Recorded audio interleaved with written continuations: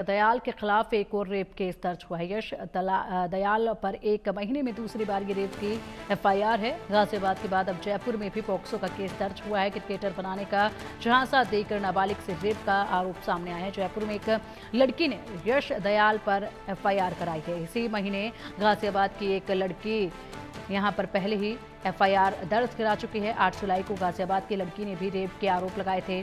शादी का झांसा देकर रेप करने का आरोप लगाया गया था। और इसी पर अधिक जानकारी के लिए हमारे स्पोर्ट्स एडिटर मनोज शर्मा जी करेंगे। मनोज जी, जिस तरीके से ये खबरें सामने आ रही हैं, ये दूसरा मामला दर्ज हुआ है। क्रिकेटर यश दयाल के ऊपर दूसरा मामला अब जयपुर में दर्ज हो चला है। लगातार ये मामले निकलकर अब सामने आ रहे हैं। शायद यहाँ पर दूसरी जो पीड़िता थी उसको भी पहले केस को देखकर हिम्मत मिली हो।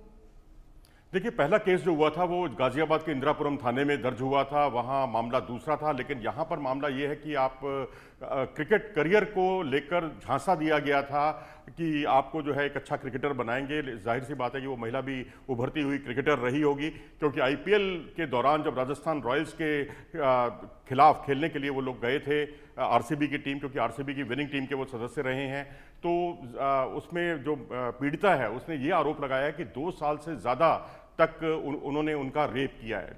कोर्ट कई मामलों में ऐसे पहले भी ऐसे कई जजमेंट में इस तरह की बात कर चुका है, इस बात का हवाला दे चुका है पहले भी कि अगर कोई घटना, एक घटना हो सकती है, 2 घटनाएं हो सकती हैं, लेकिन साल या 1.5 साल या 2 साल तक कोई रेप की घटना नहीं बनती, रेप का केस नहीं बनता। आपकी महत्वाकांक्षाएं जो हैं, आपको ऐसा करने से आप आरोप तो लगा सकते हैं, लेकिन इस तरह की बातें रेप की कैटेगरी में नहीं आती। लेकिन ये मामले में क्या होगा क्या नहीं होगा, ये तो खैर कोर्ट ही इसका फैसला करेगा।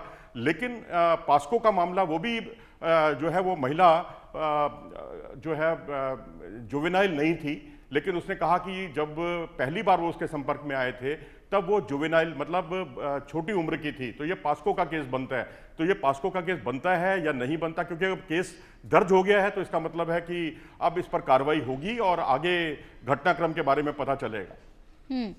तो आप कह रहे हैं कि 1-2 साल तक यहाँ पर ये मामला अगर चले हैं तो उसके बाद रेप का केस नहीं बनता। तो ऐसे में जांच किस तरीके से आप देख पा रहे हैं इसमें, क्योंकि 2 मामले, अब 2 केस जो हैं वो दर्ज हो चले हैं अलग अलग जगहों पर, तो किस तरीके से आप इसमें आगे की जांच देख पा रहे हैं? और अगर बात की जाए तो ऐसे में यश दयाल के व्यवहार को लेकर अगर बात की जाए तो इसको लेकर क्या जानकारी है? देखिए, पहले मामले में शादी का झांसा देने का मामला था, और दूसरा जो मामला है उसमें करियर को की महत्वाकांक्षाएं जो हैं उफान पर थीं।